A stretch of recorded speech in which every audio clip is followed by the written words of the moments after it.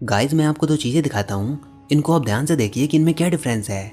आप कहेंगे कि ये दोनों ही कार हैं, बस फ़र्क ये है पहली वाली है कार की एक इमेज और दूसरी वाली है कार की एक वीडियो। ऐसे ही इन दोनों को देखिए, ये दोनों ही रॉकेट हैं, बस फ़र्क ये है पहली वाली है रॉकेट की एक इमेज और दूसरी वाली है रॉकेट की एक वीडियो। अगर इसमें भी आप थोड़ा और स्पेसिफिक हो जाओ तो आप क्या कहेंगे, पहली वाली एक स्टैटिक चीज़ है, मतलब पहली वाली वो चीज़ है जो रुकी हुई है, जो चेंज नहीं हो रही है, और दूसरी वाली वो चीज़ है जो कि मूव कर रही है, जिसकी पोजीशन समय के बदलाव के साथ बदल रही है। तो मतलब यहाँ पर दो टाइप की चीज़ें होती हैं, एक तो स्टैटिक रुकी हुई और दूसरी मूविंग या फिर चेंजिंग। अगर आप इस यूनिवर्स को देखो तो आपको ये रियलाइजेशन होगा कि इस यूनिवर्स में सभी चीज़ें चेंज हो रही हैं। अगर एक बार हम ये मान लें कि यूनिवर्स स्टैटिक है, देन आपको ये पता लगेगा कि यूनिवर्स में कोई भी प्रोसेस परफॉर्म ही नहीं हो सकती, कोई भी इवेंट हो ही नहीं सकता। मतलब इस यूनिवर्स की स्मूथ वर्किंग के लिए चेंजेस का होना बहुत ही ज़रूरी है, और इसी कारण हमारे लिए भी ये ज़रूरी हो जाता है कि हम चेंजेस को डिटेल में स्टडी करें। अगर हम मैथमेटिक्स की बात करें तो चेंजेस की स्टडी करने के लिए हम लोगों ने एक अलग ही ब्रांच बनाई है, जिसको हम कैलकुलस के नाम से जानते हैं। जब भी मैथमेटिक्स में चीज़ें चेंज होती हैं, फंक्शन चेंज होते हैं, तो वहाँ पर कैलकुलस हमारे काम में आता है। अब कैलकुलस को भी हमने दो कैटेगरीज में डिवाइड किया है, सबसे पहले डिफरेंशिएशन और सेकंड इंटीग्रेशन। डिफरेंशिएशन का मतलब होता है रेट ऑफ चेंज, कि कितनी फास्ट चीज़ें चेंज हो रही हैं, how fast something is changing, यानी कि डिफरेंस प्लस डिवीज़न। लेकिन इंटीग्रेशन हमको ये बताता है कि कितनी ज़्यादा चीज़ें जुड़ रही हैं, कितनी ज़्यादा चीज़ें इंटीग्रेट हो रही हैं। डिफरेंशिएशन और इंटीग्रेशन इन दोनों के नाम में ही इनके मतलब जुड़े हुए हैं। लाइक डिफरेंशिएशन, इसमें बात होती है डिफरेंस की, कि किसी फंक्शन के रिस्पेक्ट में कोई फंक्शन किस रेट से चेंज हो रहा है, और जब भी रेट ऑफ चेंज होता है तो वहाँ पर डिफरेंस भी आता है। अब डिफरेंशिएशन क्या होता है, ये हमारे लिए कितना इंपॉर्टेंट है, मैथमेटिक्स में ये कहाँ कहाँ पर यूज़ किया जाता है, इसके ऊपर मैंने पूरे डिटेल में एक वीडियो पहले ही बना दी है। और आप लोगों के रिक्वेस्ट पर अब हम कैलकुलस के सेकंड पार्ट को जानेंगे, यानी कि इंटीग्रेशन को जानेंगे, कि आखिर इंटीग्रेशन क्या होते हैं। तो चलिए शुरू करते हैं। सबसे पहले इंटीग्रेशन शब्द को समझिए। इंटीग्रेशन में इंटीग्रेट शब्द हमको ये बताना चाहता है कि दो या फिर उससे ज़्यादा चीज़ें आपस में जुड़ना चाहती हैं, आपस में इंटीग्रेट होना चाहती हैं, आपस में कहीं पर इकट्ठा होना चाहती हैं या फिर एकोमोडेट होना चाहती हैं। और जब भी कोई चीज़ जुड़ती है तो मैथमेटिक्स की लैंग्वेज में हम उसको क्या कहेंगे, एडिशन। ऐसे ही जब बहुत ज़्यादा चीज़ें आपस में इकट्ठी हो जाती हैं तो उसके लिए हम मल्टीप्लिकेशन का भी यूज़ कर सकते हैं। इसी कारण इंटीग्रेशन को एडिशन प्लस मल्टीप्लिकेशन भी कहा जाता है। डिफरेंशिएशन को कहा जाता है डिफरेंस प्लस डिवीजन, और इंटीग्रेशन को कहा जाता है एडिशन प्लस मल्टीप्लिकेशन।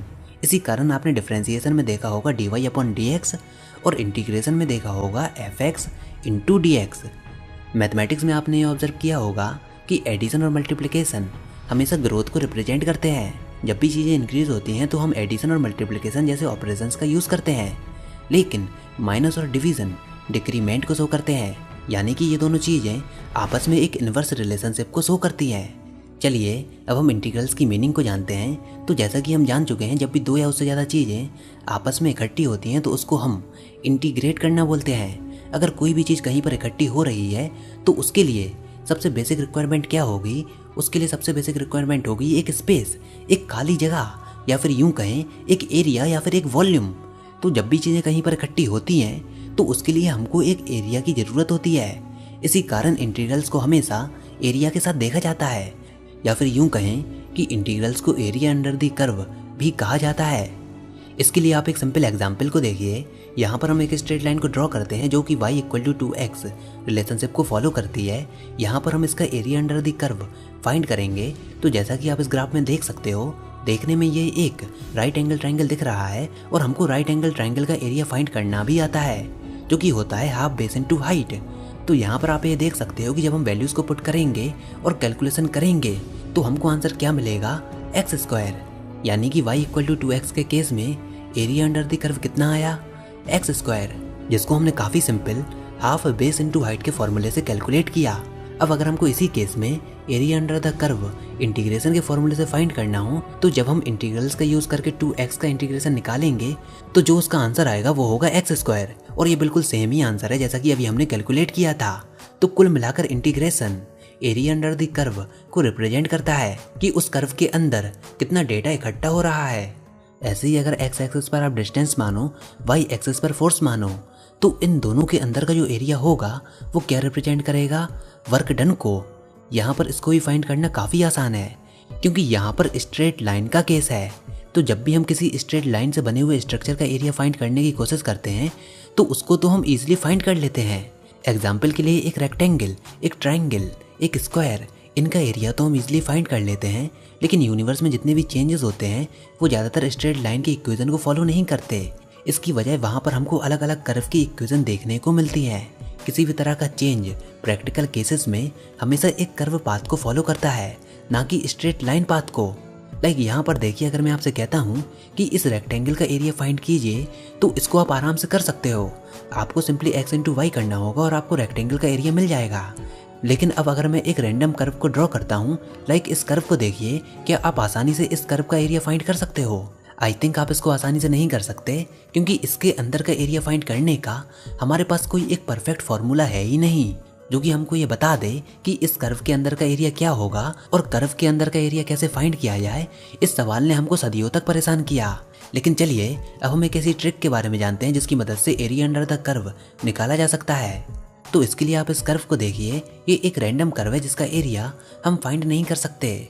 तो यहाँ पर हम एक लॉजिकल अप्रोच लेंगे जिसकी मदद से इसका एरिया फाइंड किया जा सकता है।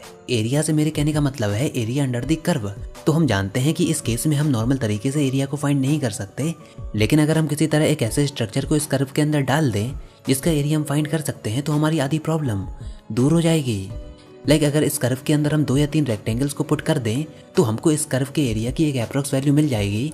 हालांकि उस वैल्यू में काफ़ी ज़्यादा एरर्स होंगे क्योंकि जैसा कि आप इस इमेज में देख सकते हो यहाँ पर कितनी ज़्यादा एम्प्टी स्पेस मौजूद है जिसका एरिया तो हमने कैलकुलेट किया ही नहीं। हमने यहाँ पर खाली कुछ रेक्टेंगुलर स्ट्रिप्स को पुट किया जिसका एरिया हम निकाल सकते हैं। लेकिन अगर हम रेक्टेंगुलर स्ट्रिप्स को और भी ज़्यादा बढ़ा दें, लाइक इस वाली इमेज को देखिए, यहाँ पर पहली वाली इमेज के कंपैरिजन में काफ़ी ज़्यादा रेक्टेंगुलर स्ट्रिप्स हैं और यहाँ पर आप ये भी देख सकते हो कि एरर कम होता हुआ दिख रहा है। देखिए दोनों इमेजेस में क्या अंतर आया। पहली वाली इमेज में तो रेक्टेंगुलर स्ट्रिप्स काफ़ी कम थी लेकिन उनकी विड्थ, उनकी चौड़ाई काफ़ी ज़्यादा थी। लेकिन दूसरी वाली इमेज में काफ़ी सारी रेक्टेंगुलर स्ट्रिप्स हैं लेकिन उनकी विड्थ काफ़ी ज़्यादा कम है, वो काफ़ी ज़्यादा पतली हैं। तो इसी कारण हमको यहाँ पर काफ़ी कम एरर देखने को मिलता है। लेकिन फिर भी एरर तो है ना, इसका भी हमको अभी तक परफेक्ट एरिया पता नहीं चला। लेकिन अगर इनकी जगह पर हम काफ़ी ज़्यादा स्ट्रिप्स ले लें जिनकी विड्थ काफ़ी कम हो, जीरो को अप्रोच कर रही हो लेकिन जीरो ना हो, तो इस केस में अगर हम काफ़ी ज़्यादा रेक्टेंगुलर स्ट्रिप्स को ड्रॉ कर लें तो अगर किसी भी 2 कंसेक्यूटिव स्ट्रिप्स के एरिया को फाइंड किया जाए तो उनमें हमको कुछ ज़्यादा डिफरेंस देखने को नहीं मिलेगा। उन दोनों का एरिया बिल्कुल सेम ही होगा। कंडीशन ये है कि रेक्टेंगुलर स्ट्रिप्स की चौड़ाई जीरो को अप्रोच करनी चाहिए, यानी कि यहाँ पर इनफाइनाइट सिम्बल्स का कंसेप्ट यूज होना चाहिए। तो अगल बगल की 2 स्ट्रिप्स का एरिया आपस में बराबर ही होगा। और अगर हम ऐसे ही पूरे कर्व में काफ़ी सारी रेक्टेंगुलर स्ट्रिप्स को ड्रॉ कर लें तो किसी भी 2 कंसेक्यूटिव स्ट्रिप का एरिया इनफाइनाइट सिम्बल्स के कंसेप्ट के अनुसार सेम ही होगा। अब उस कर्व को हमने जितनी रेक्टेंगुलर स्ट्रिप्स में डिवाइड किया, अगर हम उन सारी स्ट्रिप्स के एरिया को आपस में जोड़ दें तो हमको पूरे कर्व का एरिया मिल जाएगा। और इस केस में एरर भी काफ़ी ज़्यादा कम होगा, इनफैक्ट ना के बराबर एरर होगा। तो इस तरह किसी भी कर्व का एरिया फाइंड किया जाता है। सबसे पहले हमको उस कर्व को काफ़ी छोटे इनफाइनाइट स्मॉल पीसेस में डिवाइड करना होता है और फिर उन सारे स्मॉल पीसेस को आपस में इंटीग्रेट करना होता है, तो हमको पूरे कर्व का एरिया मिल जाता है। लेकिन यहाँ पर आप ये भी देख सकते हो कि हमको यहाँ पर काफ़ी ज़्यादा एडिशन करना पड़ रहा है। चलिए यहाँ पर मैं आपको एक और मज़ेदार चीज़ बताता हूँ। तो जो हमने काफ़ी सारी रेक्टेंगुलर स्ट्रिप्स बनाई हैं जिनका एरिया हमने फाइंड किया है, अगर हम उसका रेट ऑफ चेंज फाइंड करें तो हमको एक अजीबोगरीब रिजल्ट मिलेगा जो कि कैलकुलस के लिए काफ़ी ज़रूरी है। तो अगर हम रेक्टेंगुलर स्ट्रिप्स के एरिया की रेट ऑफ चेंज की बात करें तो उसकी वैल्यू क्या होगी, fx into delta x upon delta x, जहाँ पर डेल्टा एक्स की लिमिट जीरो को अप्रोच कर रही है। तो इसको सॉल्व करने पर जो एरिया का रेट ऑफ चेंज हमको मिलेगा वो क्या होगा, फंक्शन fx के बराबर, यानी कि f ऑफ x। और ये रिजल्ट काफ़ी कमाल का है क्योंकि अगर आप कोई एक ऐसा फंक्शन कंसीडर करो कैपिटल fx जिसका डेरिवेटिव fx के बराबर हो जाए तो ऑटोमेटिकली हमारा नया function capital fx area under the curve को रिप्रेजेंट करेगा। और area under the curve indirectly integration को रिप्रेजेंट करता है। यहाँ पर खास बात ये है कि यहाँ पर हमने सारे रेक्टेंगुलर स्ट्रिप्स के एरिया को ऐड नहीं किया, बल्कि हमने यहाँ पर एक ट्रिक का यूज़ किया। आसान भाषा में समझिए कि यहाँ पर क्या हुआ, तो हमारे पास एक कर्व है जिसको हमने fx का नाम दिया है। इसका एरिया अंडर द कर्व हमको फाइंड करना है।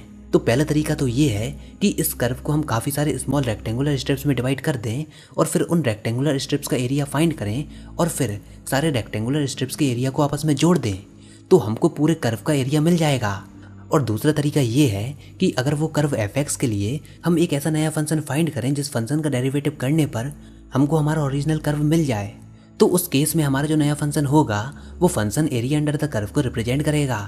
और अगर उस फंक्शन में हम लिमिट्स अप्लाई कर दें तो हमको एक पर्टिकुलर रेंज में उस कर्व का एरिया मिल जाएगा। तो इस प्रकार से हमको ये मालूम पड़ा कि डिफरेंशिएशन और इंटीग्रेशन आपस में एक दूसरे के इन्वर्स हैं। लाइक एक फंक्शन है sin x, इसका हमको area under the curve find करना है। तो पहला तरीका तो वो है कि इसको सबसे पहले हम ग्राफिकली ड्रॉ करेंगे, एक कर्व बनाएंगे और फिर उस कर्व को काफ़ी सारे रेक्टेंगुलर स्ट्रिप्स में डिवाइड कर देंगे और फिर उन सारी स्ट्रिप्स का आपस में एडिशन कर देंगे एरिया फाइंड करने के बाद। और दूसरा तरीका ये है कि हम एक ऐसा नया फंक्शन लेंगे जिसका डेरिवेटिव करने पर हमको sin x मिल जाए, तो वो function area under the curve को रिप्रेजेंट करेगा। और इस केस में वो फंक्शन क्या होगा, cos x का अगर हम डेरिवेटिव फाइंड करें तो वो होगा माइनस sin x, जो कि हमारे ओरिजिनल कर्व को रिप्रेजेंट करता है। और अगर हम लिमिट्स को अप्लाई कर दें, मान लीजिए 0 से पाई, तो हमको एक पर्टिकुलर रेंज में एरिया अंडर द कर्व मिल जाएगा। इसी प्रकार से हम इंटीग्रल्स को फाइंड करते हैं। अब पहले से ही हमने काफ़ी सारे जनरल फंक्शंस का area under the curve find करके रखा है, जिनको आज हम इंटीग्रल्स के फॉर्मूले के तौर पर याद करते हैं। लेकिन अगर कोई एक नया कर्व आ जाता है like y equal to x³ into sine X plus cos X, तो उस केस में हम अलग अलग ट्रिक्स को अप्लाई करते हैं और सवालों को सॉल्व करते हैं और फाइनली हमको हमारा आंसर मिल जाता है। और पूरे इंटीग्रेशन के सवालों में अगर आप ध्यान से देखोगे तो यही तो बताया जाता है। इंटीग्रेशन में एक कांस्टेंट भी होता है जिसको हम कांस्टेंट ऑफ इंटीग्रेशन बोलते हैं, जिसको हम एक सर्टेन बाउंड्री कंडीशन लगाकर हटा भी सकते हैं। तो बेसिक में तो हम area under the curve find करते हैं, लेकिन जैसे जैसे हम हायर क्लासेस में जाते हैं तो हमको इंटीग्रल्स को थोड़ा और एडवांस लेवल पर लेकर जाना होता है। फिर हम एरिया की बजाय वॉल्यूम भी फाइंड करने लगते हैं। खाली एक सिंगल फंक्शन से हम पूरे के पूरे स्ट्रक्चर को बना देते हैं, वो भी 3 डायमेंशन में रोटेशन करके। हायर क्लासेस में हम डबल इंटीग्रेशन के बारे में पढ़ते हैं और ट्रिपल इंटीग्रेशन के बारे में भी पढ़ते हैं, पार्शियल डेरिवेटिव के बारे में भी पढ़ते हैं, line integrals, Lagrangian, multiple vector field, divergent, curl, gradient और भी काफ़ी ज़्यादा चीज़ें इसके साथ जुड़ी होती हैं। तो आई थिंक आपको इंटीग्रेशन का एक बेसिक आइडिया मिल गया होगा कि इंटीग्रेशन में आखिर हम क्या करते हैं। डिफरेंशिएशन में हमने पहले चीज़ों को डिवाइड किया और इंटीग्रेशन में जो चीज़ों को हमने डिवाइड किया था उनको आपस में जोड़ दिया। तो अब आप बताइए आपको इसके बारे में क्या लगता है। आई होप आपको यह वीडियो ज़रूर पसंद आई होगी। अगर ऐसा है तो इस वीडियो को लाइक कीजिए, अपने दोस्तों के साथ शेयर कीजिए और अगर आपने हमारा चैनल अभी तक सब्सक्राइब नहीं किया तो इसको सब्सक्राइब कर लीजिए ताकि आगे आने वाली कोई भी वीडियोस और अपडेट्स आपसे मिस ना हो पाएँ।